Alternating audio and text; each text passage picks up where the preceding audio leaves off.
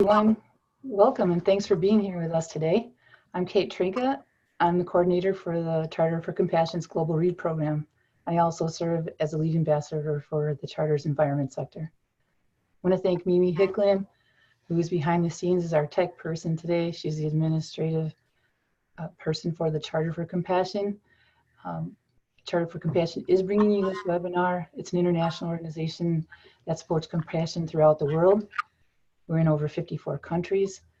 We're in over 400 compassionate cities, and our Global Read program is supported through donations. We would love it if you could donate so we can continue to bring you programs like this one that you'll be experiencing today. I'll be introducing you to our guest and our guest host in just a minute, but first a few housekeeping details. Please, if you have any question at any time during the webinar, please type them into the chat box. It's the little white bubble on the bottom of your Zoom screen with the 3 dots. I'll be fielding the questions and feeding them to Ms. D'Angelo when the Q&A portion opens up. But first, we want to open up a dialogue with her. So without any further ado, let me introduce you to 2 important people today. First, I'm delighted to have with us our guest host, Patti Williams. She is the Social Justice Ambassador for the Charter for Compassion. She's the co-leader and ally outreach coordinator of Compassion Fayetteville, their Black Lives Matter team. And she was instrumental in coordinating and facilitating white fragility discussion and study groups in Fayetteville, Arkansas. And so welcome, Patti. Thank you for being here. And I also would like to introduce our guest today.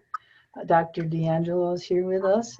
She is the affiliate associate professor of education at the University of Washington. Her area of research is in whiteness studies and critical discourse analysis. She's a 2-time winner of the Student's Choice Award for Educator of the Year at the University of Washington School of Social Work. Her book, White Fragility, Why It's So Hard for White People to Talk About Racism, which we're featuring today, was released in June of 2018 and debuted on the New York Times bestseller list. Welcome. Robin, thank you so much for taking the time out to be with us today and to talk about your book. Patti, I'm going to leave it to you from here until it's time for the Q&A. Okay. Well, Robin, thanks so much. You know that the Charter and all the people here that have gathered to be with us for this hour are thrilled that you're willing to spend this time with us. And I just want to say, to start us off, we have this time with you to hear and dig more deeply into your ideas in the book. But to start us off, you mentioned in the video to the Charter members to join us that this is an especially important conversation to be having in the world, but here today, because of this particular political moment. So let's start there. How do you see this political moment? And then what do you think is important for us to address together in our time together? Yeah, well, I think a lot of people was raised to see history as this great arc of progress. And I think the current time is showing us that it's much more circular. It feels in a lot of ways like we're back into the late 50s and early 60s in the sense of the resurfacing of very, very explicit racism, white nationalism, xenophobia, right? There was a time there where it's not as if that ideology didn't circulate, because it certainly did, but in a much more what's called dog whistle way. And at the highest levels of office, there has been open sanctioning and accepting of old school racism, right? And so we have to be very, very vigilant. The alt-right, the white nationalist movement is growing. It is recruiting, and it is recruiting in particular in schools with young people. So that's very, very real, and we cannot be complacent about it. And at the same time, we can't separate ourselves and think about what it means to be racist as, you know, David Duke and Richard Spencer and people that would march in Charlottesville. So I often say something rather provocative that I think I will say right now, which is that I actually don't see myself as any less racist than Donald Trump. So everybody breathe. I thought you were going to say that. Yeah. And that's important for me for a few reasons, right? I swim in the same water that he swims in. I breathe the same air. I've absorbed the same messages. I'm a little bit younger than he is, but there isn't anything that comes out of his mouth that I don't recognize. They're all very classic stereotypes. And really any white person who said, never in my life have I been shocked by a racist idea that flashed across my mind, I would say, I'm not sure I believe that, or you may not be that self-aware. That those stereotypes and that ideology is circulating all the time. I've absorbed it. He's absorbed it. There is, of course, a difference between us, and that is that he embraces and celebrates and uses that racist conditioning for purposes that I think are very problematic, that are racist. And I seek to challenge that racist conditioning. And the reason that distinction is important is that as soon as I separate myself as not racist, then I'm going to be complacent. And it isn't possible for me to have been untouched by the society I live in. And I'm also going to be more defensive about any suggestion that I may not be as unracist as I actually think that I am, right? The nature of an assumption is you don't know you're making it, right? So let's say I'm making a racist assumption. I'm not even aware that I'm making it. I would never intend to make it, but I'm making it. And you try to help me see that. Odds are, because it's so important to my identity to present as not racist, I'm going to resist that. I'm going to argue with you. I'm going to minimize. I'm going to be defensive. You're going to see white fragility. And so those of us who see ourselves on the good side of what I call the good-bad binary can be the most difficult. And I open my book with a statement, again, that is provocative. In a lot of ways, I'm amplifying ideas in order to get white people's attention, to break our denial, to break our complacency, right? And so I say that I think white progressives, which are probably everyone who's listening right now, for the most part, is going to be a white progressive. I think we cause the most daily toxicity and hostility in the environment for the people of color living and working with us. So let me define a white progressive. Basically, any white person who thinks it's not me or it's less me, any white person thinking about all the other white people who really should be listening to this conversation right now, right? I don't really need it, but here's all these other people that need it, who see ourselves as good people, which we are, but therefore couldn't possibly be racist, right, etc. I think we cause the most daily harm because I can only imagine that for let's say a Black person, encountering a Richard Spencer would be terrifying. But on a daily basis, Black people are probably not encountering Richard Spencer. On a daily basis, they're encountering me and you and all the white people that are listening to this program. And to the degree that we think we're done, we know all we need to know, we speak 4 languages, we've been committed for years, we don't have a racist bone in our bodies, we have people of color in our family, we marched in the 60s, for all the evidence that we're going to give for why it's not us, odds are pretty high that we're not thinking very critically.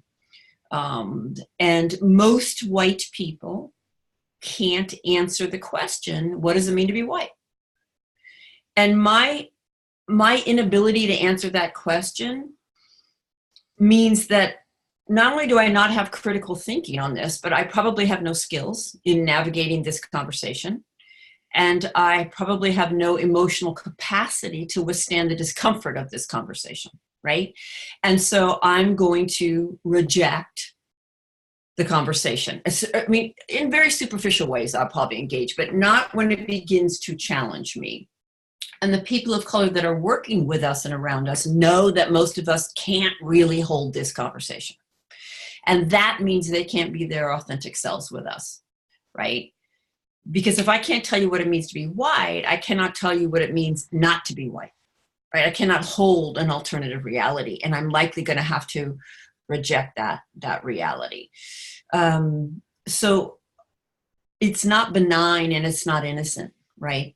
Our lack of kind of critical thinking about this. And collectively, that lack of critical thinking creates an environment where people of color can't talk to us. They can't give us feedback on that unaware and unintentional, but nonetheless hurtful indignity or slight or assumption that we just made. And so more often than not, they take that home with them, because their experience is, and from white progressives in particular, their experience is they actually are going to get more punishment by trying to call us in, and that's not worth it. And so this is this kind of culture that we contribute to. We have to stop thinking about what it means to be racist or to contribute to a hostile environment as saying the N-word, right? I'm never going to say the N-word. But my lack of humility can be just as toxic in a very different way. So that's the political moment we're in. On the one hand, extreme, explicit racism, and on the other, to keep that in check, but never use it to separate ourselves from that continuum. It's not an either or, it's a continuum. I'm on it, you're on it. It's on us to figure out where am I on it in any given moment, because it's not a fixed location either. I do choose silence and safety and complicity in certain moments, and then I'm not as far along on that continuum as I might like to believe that I am. Yeah. Hope that helps. How about that, Robin? So you packed it in. Okay. So one of the things you've already addressed, the continuum, but you also often talk about how any kind of defensiveness we have just keeps white solidarity in place. So could you talk a little bit more about how we whites, me, do that? Yeah. Well, white solidarity is the unspoken or tacit agreement amongst white people that we'll keep each other comfortable around our racism, that we will privilege one another's comfort, and we will privilege our own conflict avoidance over actually interrupting racism. You know, when we look at it like that, hopefully it's harder to do, right? So I don't want to embarrass you. I don't want you to feel bad. I don't want you to dismiss me, right? Because usually what happens is, oh, lighten up, or you take things too seriously, or I didn't mean that, or it was just a joke, or, you know, you misunderstood me. So that functions to keep me from challenging you, right? And then, you know, I'm complicit because you couldn't actually do or say what you just did without my complicity. And I think the family dinner is a classic place that most of us recognize that all too often we choose peace, you know, over integrity and accountability. And yes, it does often induce conflict. I mean, my work is to say, how about we induce less conflict, right? How about we not be so fragile that you know, it's this really hard kind of what I think of as a hook. As a white progressive, on the one hand, I would never, ever want to say or do anything racially harmful. But on the other hand, how do I respond when you let me know, indeed, I have just done something? Well, how dare you, right? You don't know me. Why would you say that? Hey, my, you know, second cousin married a black man. I couldn't be racist, right? So it's like, I would never want to do something. Don't you dare tell me I just did something. So all of that functions to kind of keep all of us complicit, right? So we kind of punish each other also. I don't ever want to compare that punishment to what happens for people of color, but you know, there's a cost for breaking with white solidarity. We punish each other also. And so you have to be willing to have the room get really uncomfortable. I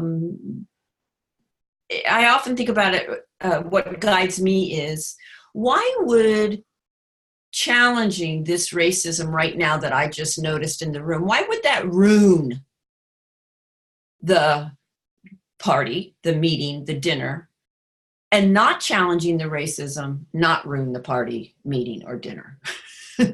That's something to look at, right?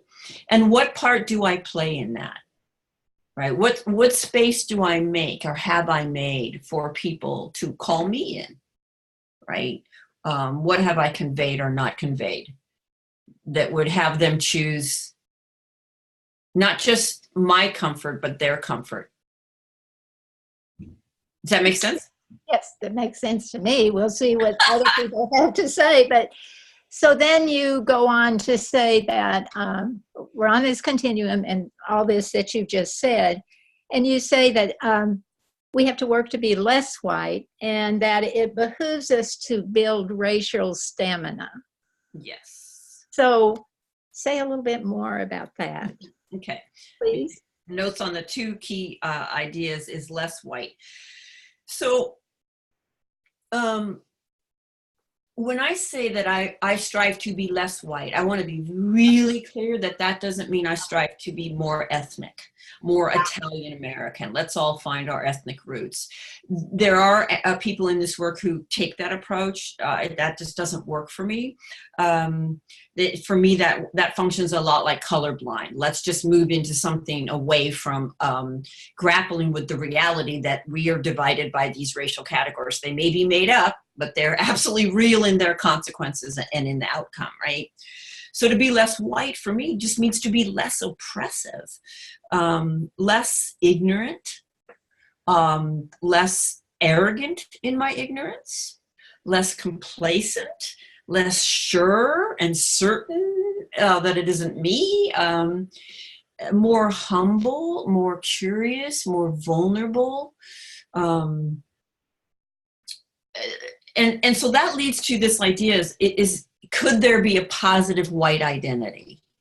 And I actually don't think there's a positive white identity because there is no white outside of this construct of white supremacy. You know, white people didn't exist outside of that. And Ibram Kendi beautifully explains that in his National Book Award winning book, Stamped from the Beginning, The Definitive History of Racist Ideas in America. And so how can you have a positive white identity when white is inherently a racist construct, right? So that moves me to, well, then how do I be a little bit less white, a little bit less racist, land a little more softly and lightly in my whiteness, right?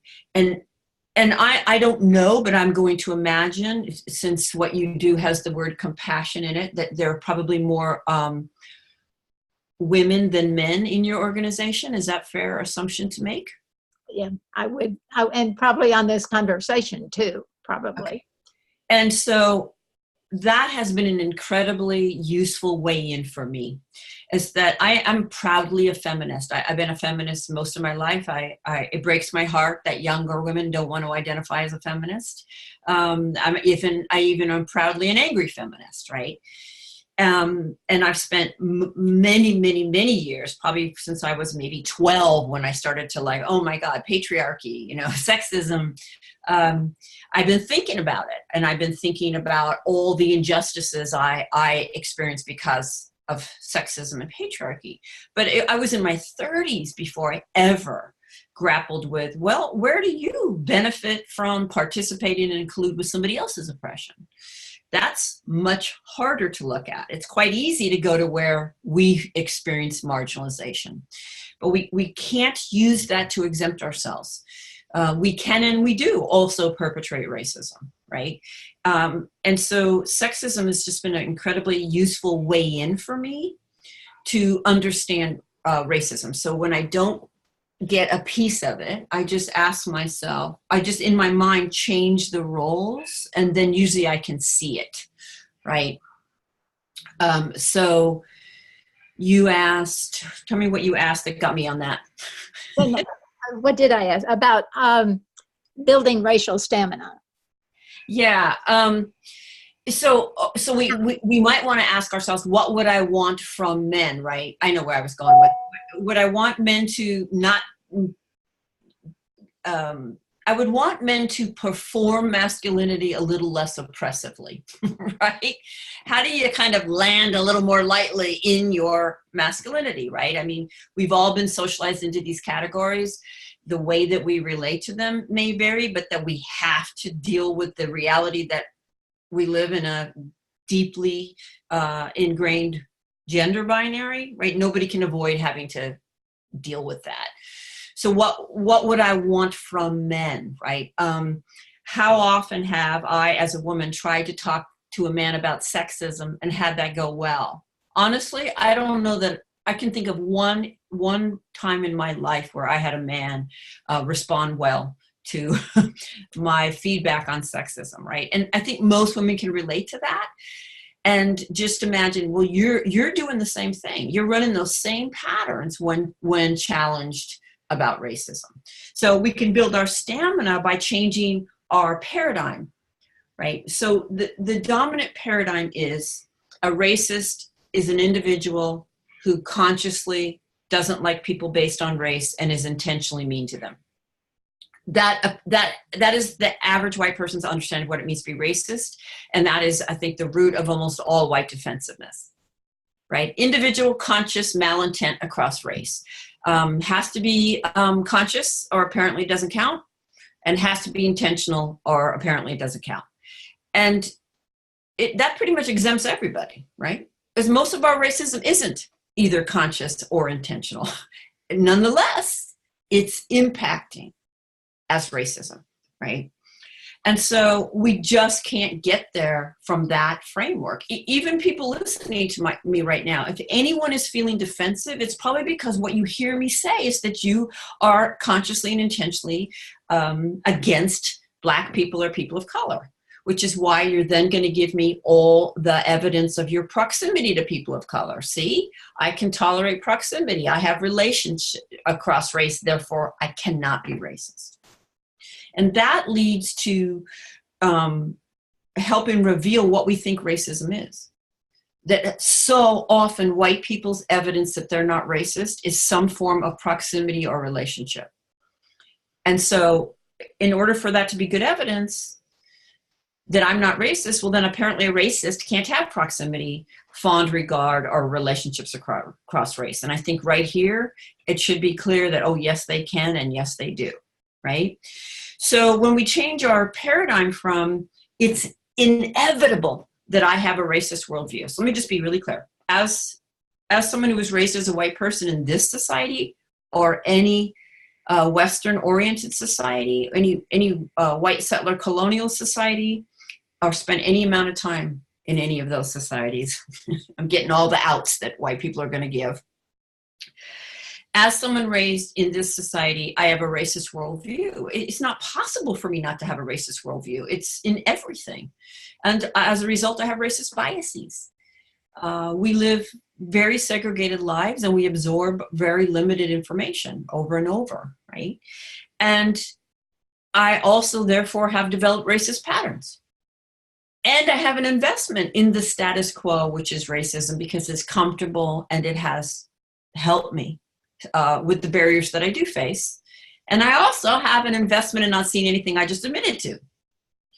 This is why we white people cannot be trusted to determine how well we're doing or how not racist we are. We're much too invested in not seeing ourselves as racist to be trusted, and we have too many blind spots. So you change you build your stamina by just fundamentally starting from the premise that you've been socialized in those ways. It's liberating. It's so liberating, right? Because now I can stop defending, deflecting, denying, minimizing, explaining it away, and get to work trying to see how it's manifesting in my life. I'm actually going to be eager and open and curious for you to help me see something that I didn't realize I was doing. It changes everything. And it changes your stamina, right? You can hold it because you understand that it's actually a gift that's helping you. It's not somebody questioning your moral character and telling you you're a bad person. Now that's easier said than done to change our paradigms, but that's the bottom line as far as I can see. I will say that in reviewing the book about the third time to prepare for being with you, that was the takeaway that is seeping into my bones. And I hope to everybody what you've just said, that we are. Mm-hmm. It is in us. I think the foreword to your book says that, it's in our bones. It's in our it's just there. So I'm so happy that you give testimony that you feel thrilled when somebody gives you the feedback. Because for you, I think, as you said, that's a matter of trust at some level. Yes. Now, not everybody trusts that they gives you that feedback, but it's very helpful to you, to us, when we hear that, when we can drop our defensiveness, when we can be open to learning, to hearing. I think you even go so apologize and reflect. But you do say sometimes you need to take a time out too. That can't always be done in the moment. Yeah, I want to be really clear. We're not really, it's in some ways we're not born with it, but we're born into it, right? Even before I took my first breath, the reality that I'm being born into a society in which racism is so embedded means that we could predict whether my mother and I were going to survive my birth based on my race, right? So even before I took my first breath, these forces, this hierarchy are shaping even the outcome, right? And then every breath since. And by the research is really clear, by 3 to 4, we all know it's better to be white in this society, right? And I didn't choose to be socialized into any of that. I would never have chosen to be socialized into it. I wasn't given the choice. So I don't actually struggle with guilt. I'm very clear that to not take responsibility for the outcome of that socialization, that for me is morally wrong. But I am not inherently morally wrong because I got socialized in this way, right? And the piece about a gift, the feedback, right, is that it's really hard to give, believe it or not. Yes, it's hard to receive. It's hard to give, or we'd be given it a lot more often, right? I'm sure many of us have seen and been witness to things that we cringed over and didn't say anything, right? So it's hard to give it. In a lot of ways it's hard to give it because of white fragility, which then, of course, functions very well to police us into not giving it. Nonetheless, if we see it as a gift that we can grow from, then it changes the way we receive it. And that doesn't mean it's not painful or embarrassing. It is painful and embarrassing. And a rich source of growth. I couldn't articulate probably, I don't know, a quarter, an eighth of what I'm able to at this point, and my learning is by no means finished. I couldn't if I hadn't made 1,000 mistakes and learned from them. So this kind of carefulness, thoughtfulness is important, but never taking risks, we're not going to grow. If I'm afraid I might say the wrong thing, then how will I find out if I don't thoughtfully try to explore it, right?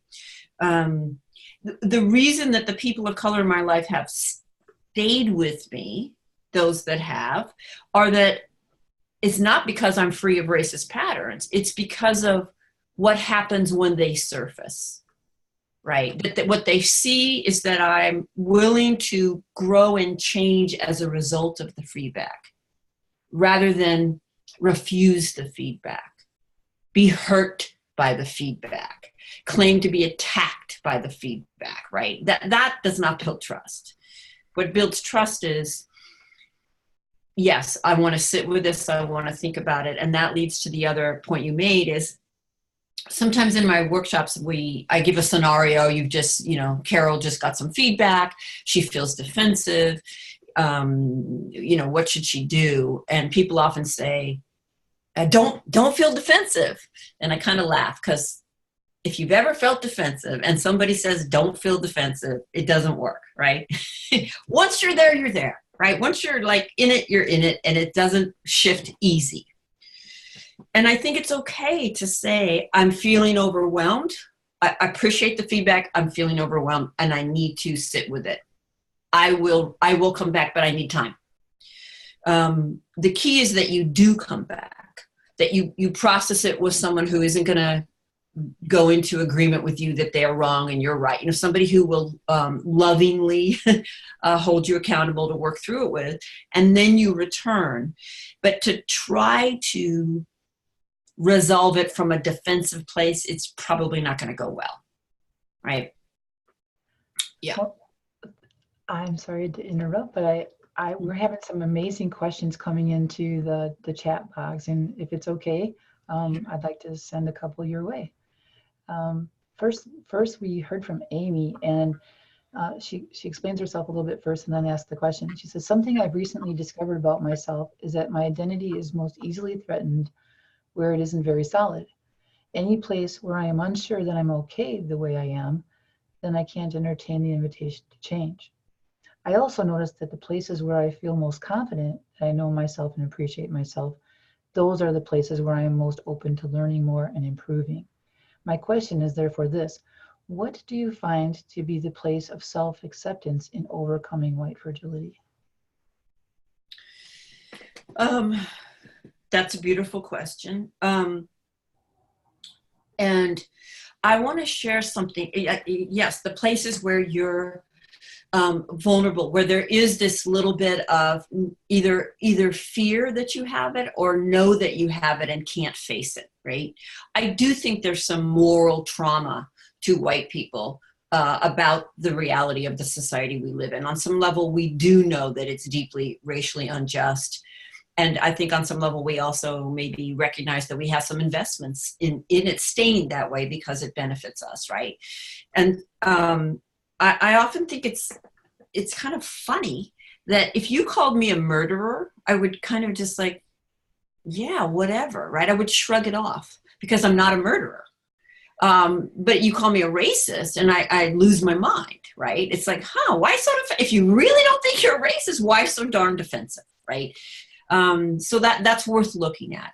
So yes, maybe where there's some vulnerability. And however, I want to share something that just happened last week where I was very confident and I went into a room that was mostly people of color to give a presentation. And I gave the presentation that I always give. I didn't connect with them. I didn't shift to see the fact that this room is different than most rooms I'm in. And I just lectured them. And the impact was arrogance and condescension and yet again being dominated by a white person. I did that. I perpetrated that harm on them because I was overconfident that I knew best what needed to happen in that room. And I didn't, in that case where it was majority people of color, I needed to ask them what they needed, right? So I want to share that, and one, in just being honest that this is a lifelong struggle that I'm also in, and that I run race. I'm not free of anything that I talk about. I mean, I do it less often, and I have good repair skills, and I don't get defensive, but, I do it too. And so we have to I just wanted to bring that in on the can't be too confident in a certain identity. So I was being confident in my anti-racist identity, and I just perpetrated a lot of harm. Thank you. We have another question. This one's from Ricky. He says, as a Black man who works at a predominantly white university, how do I have the conversation about white privilege to those who are white and come from a low socioeconomic background and may feel that they have no white privilege? Yeah. It's very challenging. That is what I call a move that is very common for white people that grew up poor to exempt themselves from racial privilege and from racism because they didn't have class privilege. And that is going to be hard for you to do as a Black man, unfortunately. So one strategy is to ask other white people who do understand that did not exempt them to talk to them, right? That they may be a little more open to hearing it from another white person, and you don't have to subject yourself to all of that invalidation. That's an option. Another is that I wrote an article called "My Class Didn't Trump My Race: Using Oppression to Face Privilege." And I wrote it precisely because I was teaching a class at the University of Washington, and the students who were Jewish, Ashkenazi Jewish of European descent, so white, that were queer and white, that had disabilities and were white, were really resistant. They saw talking about racism as denying their oppression. And so in trying to figure out how to explain this to them, I wrote this essay about growing up in poverty. And I give lots of examples of the shame and the oppression and the humiliation of growing up in poverty, and also how all the lessons of whiteness still came in. I felt a lot of class shame. I also always knew it was better to be white. Please, like how any white person can look in the face of a Black person and say to be poor and white and be poor and Black is the same experience. Like, seriously? And are you poor now? Where are you now? Does anyone look at you now and respond to you in a classist way? Maybe subtly. How has being white helped you overcome poverty? What does upward mobility look like for poor white urban people? Well, it looks like moving into whiter and whiter spaces, right? So what I offer you is slip that article, "My Class Didn't Trump My Race," under their door. And you can download it from my website. I want to go back to one thing that I think it was in Amy's where she said, how do we not get mired? Again, if you change your paradigm, when you understand that you didn't choose this socialization, it's actually much easier to hold. Anyway. Thank you. I'm sorry if I'm saying your name incorrectly, Sravasti. They ask, could you define racism specifically if it doesn't mean intentional, conscious malintent based on race? Yeah, happy to. Everyone has a racial bias. Everyone. And so, yep, they're just as racially biased as we are. And I guess you could think of racial bias as individual, conscious or unconscious, intentional or unintentional prejudice and discrimination based on race, right? Racial bias. When you back one group's collective racial bias with legal authority and institutional control, it is transformed into a far-reaching system that becomes infused and embedded across the entire fabric of the society. It becomes automatic. It becomes the default. It's not dependent on an individual's good intentions, friendliness, self-image, relationships. It is the default of the society, all its institutions, its norms, policies, practices, and values. And so again, it's prejudice backed with deep power. And I reserve the language racism to talk about white people's bias, because to not reserve some kind of language to make that differentiation is to, one, take power off the table, but to really pervert, I think, the reality of the impact of that power. So this is why I always use the example of women's right to vote. Let's just put ourselves 19, and I'm a suffragette and I'm mad at men, and I'm mean to men in one-on-one interactions. So I'm prejudiced against men, and I discriminate against men when I encounter them. Okay, not nice, but I can do that. Can my group, women as a group, could we have literally denied every single man in the entire society his civil rights? No, we could not. Could men as a group deny every single woman in the society her civil rights? Yes, and we did, and they did. That's a really profound difference of what happens when you back a group's collective bias with legal authority. So that's my definition. Thank you so much. That's and perfect. so therefore there's no such thing as reverse racism. And if that bothers you, if that makes you defensive, I would ask you to really take some time to look at why that bothers you, why it's important to you to establish that they're just as racist as we are.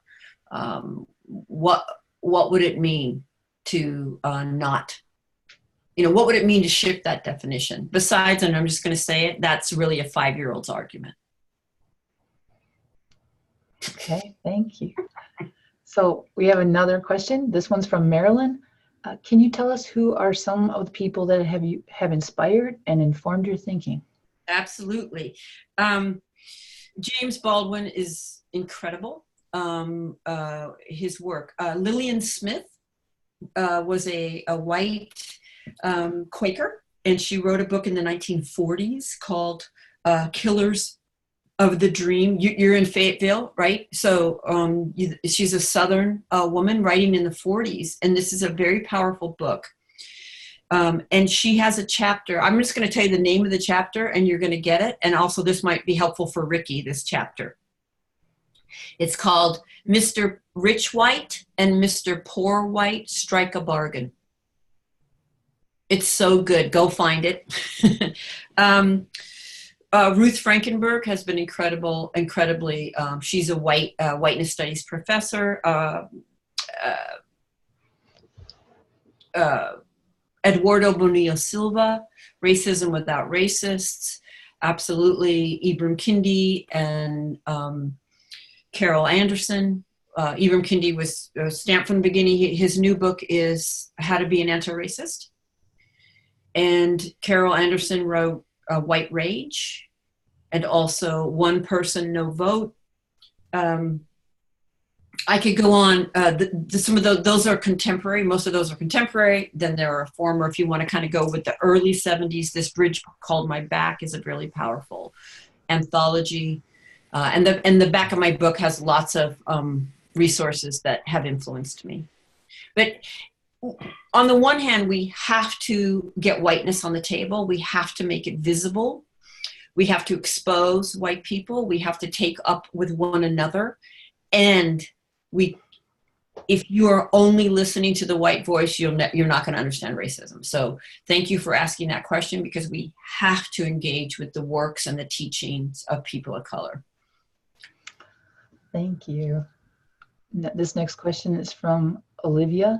She wants to know if any of your research has been outside of North America. The follow-up question is, would white progressives be in any culture where there is a dominant color, like India or the class system, etc.? Great question. So I have presented my work, well, in the West, in Canada, and in the UK, also in Australia, and I'm going to South Africa in November. And every one of those places, the white people have said, well, it's different here. You're American. America has a race problem and we don't. And every one of those places, people of color have written me and said, oh, dear God, please come here and help wake these white people up. Everything you write about in White Fragility, I experience and hear every single day. So just notice that. The white people say, no, we don't have it here. And you don't know it here. And you don't know our history. And so therefore, we can reject what you say. And the people of color are saying, nope, it's the same. So where I go is I can't possibly, I do my research before I go somewhere, but I didn't grow up in those contexts. But that's on white people. Get some skin in the game and you figure out, so what does this look like here? It may look different in terms of the history, but if the outcome is the same, then it's on me to figure out, make those connections. In the same way that white people listening right now who are thinking of all the ways that they're exempt from what I'm saying, I'm going to offer you that nothing could and nothing did exempt you from this. And so it's on you to figure out how all the things you see as special and different about you set you up into the racial hierarchy you live in rather than exempted you. So I grew up in poverty. I still learned my place in the racial hierarchy.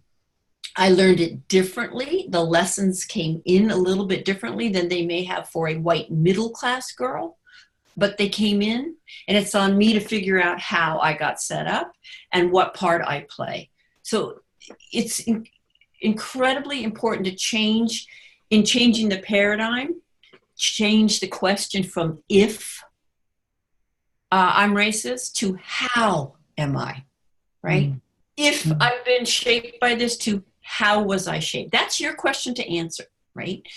Now, in a place like India, where white people are not controlling, so in a place like South Africa, they may be the minority, but they're still controlling, right? And I don't know that that's the case in a place like India. Then you're going to see it more around caste and class. But white supremacy has been exported globally. And does circulate globally. And the skin lightening is in Asian countries, it's in Indian countries, the changing of the eyes. There's still a global aspect to white supremacy that's operating in those contexts. And often the higher classes are also the lighter skinned. This absolutely is the reality in Central America, in Mexico, in South America. They may be more multiracial, but the lighter you are, usually the higher class you are. So again, you just kind of have to figure out what does this look like in this context, and do your best to figure out how to interrupt it. Thank you. Thank you so much. I forgot to mention that Ricky had a second question. How do you think systemic oppression relates to or challenges the pull yourself up by your bootstraps concept? Well, yeah, you just softballed me that one, Ricky. So you're talking about meritocracy, which I do believe is an absolute myth. I often walk white people through some reflection, and actually these questions are in my book, but who doesn't know that there's a difference in schools? There are what we call good schools and there are what we call bad schools. And how much energy do we have about what kind of schools our children go to? Huge energy. Why? Because they're not equal. We all know it. Schools are incredibly efficient and effective mechanisms for sorting children into unequal places in society. And again, we all know it. And I would go even further to say, and most white middle class and upper middle class parents are invested in schools being unequal. We tend to be a major barrier to getting rid of testing and tracking and the things that ensure inequality, because those things work for our children. So that's something a challenge I would offer around that. But pick yourself up from your bootstraps. Again, there are two ideologies infused in that. One is meritocracy, and the other is individualism, as if each of us on our own merits has what we have, rather than being born into structures that shape the outcome. So this is the way I think about it is, we're all swimming in the water. The water is white supremacy. There are currents in the water. And where we swim with the current, it's very hard to see that there's a current at all. We are moving our arms, we are working, and that current that we're moving with impacts the outcome of our efforts in the water. If you've ever been in a current, it's invisible, you can't feel it, and it's just shooting you far down the river. Right? You barely have to stroke and it's moving you. When you swim against the current, it's usually acutely clear that there's a current and you're swimming against it. And you're also moving your arms and putting out effort. But the outcome of that effort is very much minimized because of the resistance you're up against. And so this idea that it's all about bootstraps is denying the power of the current. And usually it's the people moving with the current that want to say nothing else is at play. And yet we live in a society where affirmative action for white people has been going on for hundreds and hundreds of years. Okay, we have another question. This person says, I've been struck in the past by the number of on-air pundits of color who, when asked, say that they've been told to go back to where they came from so many times, from childhood to the current day. It's more of a comment. Internalized oppression is the B side of white supremacy. Do you want to comment on that? So we talked earlier about this, there's no such thing as reverse racism. That doesn't mean that people of color don't internalize the message of their inferiority. That is an incredibly sensitive area and issue, and it's not my business. It's kind of how I see it. But I do always put that qualifier, internalized racism or internalized sexism, which means people of color, women, we can collude with our oppression, but that ultimately always elevates the dominant group, right? And so when I'm giving a presentation, there are a couple of questions that I offer the people of color in the room. And again, my goal is to challenge white people to get us out of denial and complacency, particularly white progressives. But I talk about anti-Blackness, right? And because I see two poles, white on one end and black on the other. And where you're positioned in relation to those poles will shape how you experience your racialization.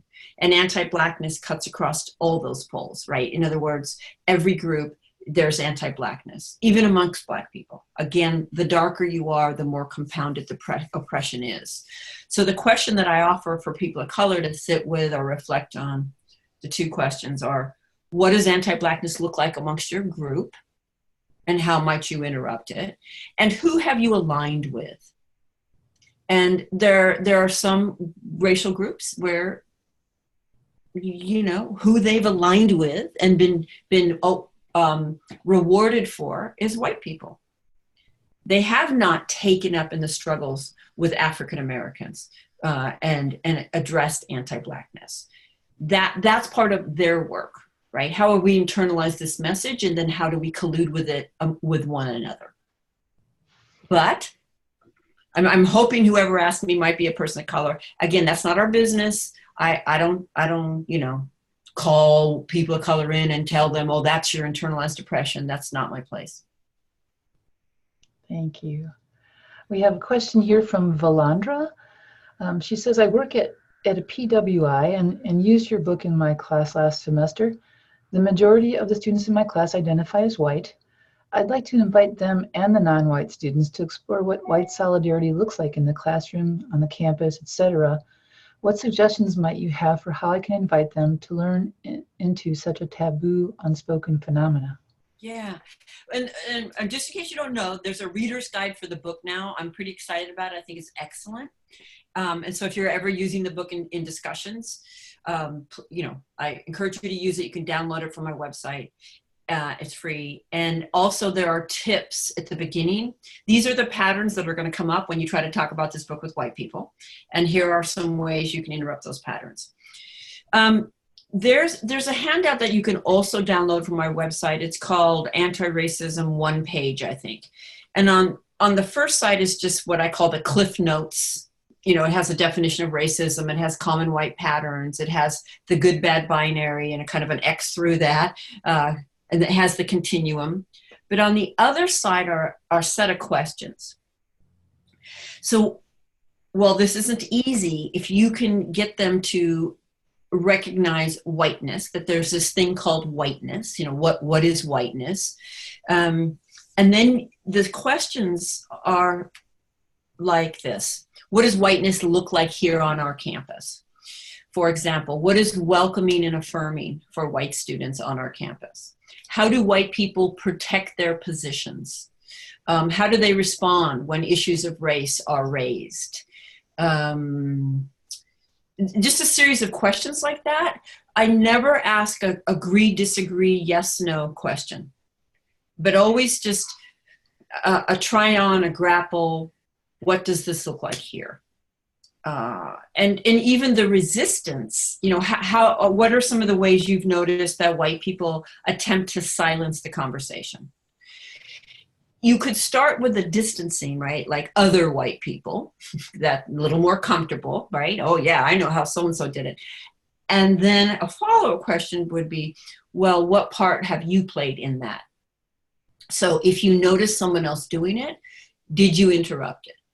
And if you didn't, then what part did you play, right? So you want to always move them away from looking at other white people's racism to kind of looking at their own. Because even if you didn't say it, if you let it fly, you were part of it, right? So I just, that might be a useful handout and I would offer it to you. Perfect. Thank you so much. So we're coming really close to the end of our time, but I'm going to do one more question to you, and then we're going to wrap up here. Our executive director wants to know, will you be going to Cape Town? Because she knows that Compassionate Cape Town would be want to be involved, and the same with Australia. Oh, yes, yes, yes. And please send me an email, Okay. contact@robindeangelo.com. I'm going to be there 2 weeks, and every day they have me doing a presentation of some type somewhere. In those 2 weeks, I think at one time I'll be going to Pretoria. I hope I said that right. I'm not from South Africa, but most of my time I'll be in Cape Town. So if you write me, I can tell you where I'll be speaking. And that would be wonderful, because then the people that are bringing me, you can put your resources of networking together and spread that word. Excellent. Thank you. And one last question. Do you use race, the power of illusion in your teaching? When I taught classes, absolutely. It was required viewing. I think it's excellent, and I think everyone should watch it. Now I'm out of academia. I'm doing more keynotes and presentations, and so I don't show it, but I always recommend it, and certainly in my list of resources. I think 13 is also a really important book to read. Yeah. Awesome. Well, I want to thank you, Robin, for being here with us and for answering our questions, for enlightening us, and hopefully more than we were before we got on here. And I want to thank Patti. Thank you for being our guest host. I'm going to let you say something at the end, but before we go, I want to just remind everybody that we have a Global Read program. Our next Global Read is September 4th, where we'll be talking with Daniel Goleman about his book, A Force for Good, which is subtitled The Dalai Lama's Vision for Our World. Then on October 9th, we're going to have the former president of Ireland, Mary Robinson, talking about her book, Global Justice. But if you go to our Global Read page, you can register for all our Global Reads. We've got a lineup all the way through to the end of the year. You can register on our website, and if you find it in your heart, we would appreciate your generous donations. Again, thank you so much for being here, Robin and Patti. You made our program so valuable to our members, our partners, and our guests.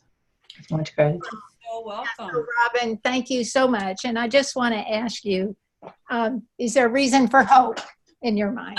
Thank you for asking me that. Oh my gosh. I could not do what I do if I didn't think there was hope. I'm very clear it is not going to end in my lifetime. I see the forces of racism and white supremacy increasing and getting amplification. I also see that as a wake-up call for the forces against. And I think history is a cycle of a constant power struggle, right? And so we can never be complacent about that. Anything gained can be lost. The Voting Rights Act has almost been dismantled, right? So we have to pay attention. And trust me, I go home many a day and I feel hopeless. I'm going to say another provocative thing. I think actually most white people don't actually care that deeply about racism or racial inequality if it requires them doing anything more than being nice. You know, show me Rodney King being beaten and I'll be upset, but ask me to work towards making schools more equal, or not be so defensive, or, you know, not be so complacent, and I'm probably not going to do that. So I want to close by saying as a white person, I cannot succumb to hopelessness, because that is to support the status quo, right? Okay, I give up. I'm not doing this anymore. Then what happens? I continue to benefit, and it keeps on keeping on. So I don't get to go there. But my closing maybe offer to the group is the title of my next book, which is Niceness is Not Anti-Racism. Okay, niceness is great. Please be nice. But that's not anti-racism. And that doesn't mean you're not also maybe causing racial harm, right? Niceness is not courageous, in fact. There's nothing courageous about niceness. Anti-racism takes courage. So let's be courageous. Yes. Thank you. You're Thank you. welcome. Thank you so much. Have a great day, everyone. Hope to see you in our next Global Read. Bye-bye. Bye.